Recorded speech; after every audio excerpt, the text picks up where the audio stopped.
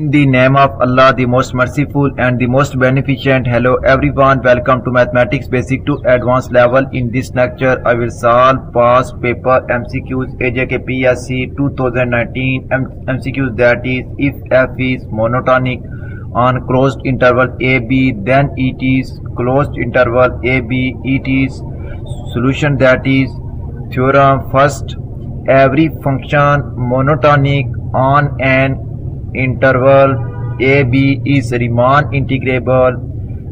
Next theorem, Leibniz theorem, that is every monotone function defined on a bounded closed interval I is differentiable almost everywhere on closed interval I.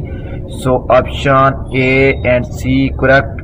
It means both A and C correct. Option D is correct, which is the required solution. If you like my lecture, then please subscribe, share, like and press bell icon for latest update on my YouTube channel. Thanks for watching my YouTube lecture. Okay, Allah Hafiz.